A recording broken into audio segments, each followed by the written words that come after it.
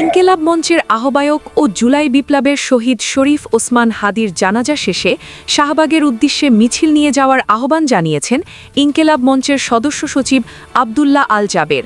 শনিবার ২০ ডিসেম্বর দুপুরে জানাজা নামাজের আগে দেওয়া বক্তব্যে তিনি এই কর্মসূচির ঘোষণা দেন।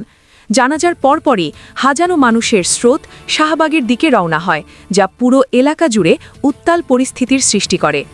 জানাজার আগে বক্তব্যে আব্দুল্লাহ আল জাবের বলেন, আমরা এখানে শুধু কান্না করার জন্য দাঁড়াইনি, আমরা দাঁড়িয়েছি আমাদের ভাইয়ের বদলা নিতে।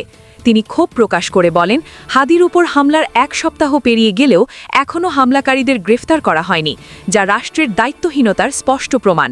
তিনি আগামী ২৪ ঘণ্টার মধ্যে স্বরাষ্ট্র উপদেষ্টা এবং প্রধান উপদেষ্টার বিশেষ সহায়ক খোদাবক্স চৌধুরীর কাছে সপ্তাহব্যাপী নেওয়া পদক্ষেপের ব্যাখ্যা জনগণের সামনে তুলে ধরার দাবি জানান।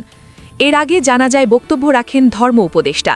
তিনি শহীদ হাদির আত্মার মাগফিরাত কামনা করে সকলের কাছে দোয়া চান এবং শান্তি ও সংযম বজায় রাখার আহ্বান জানান।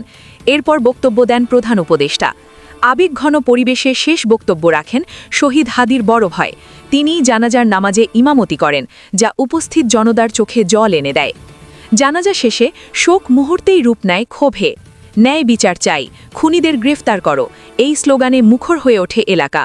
হাজারো মানুষ মিছিল নিয়ে শাহবাগের দিকে অগ্রসর হয়, যেখানে আরও বড় কর্মসূচির ইঙ্গিত দেন আন্দোলনকারীরা। প্রশ্ন এখন একটাই, এই শোকের আগুন কি ন্যায়ের আলো জ্বালাতে পারবে, নাকি আরও দীর্ঘ হবে অপেক্ষা? শাহবাগের এই মিছিল শুধু প্রতিবাদ নয়, এটি একটি স্পষ্ট বার্তা। পুরো দেশ এখন তাকিয়ে পরবর্তী ২৪ ঘণ্টার দিকে। আপনি দেখছিলেন এনএলবি নিউজ। সাথে থাকার জন্য ধন্যবাদ। পরবর্তী আপডেট জানতে এখনই সাবস্ক্রাইব করুন আমাদের চ্যানেল। ধন্যবাদ।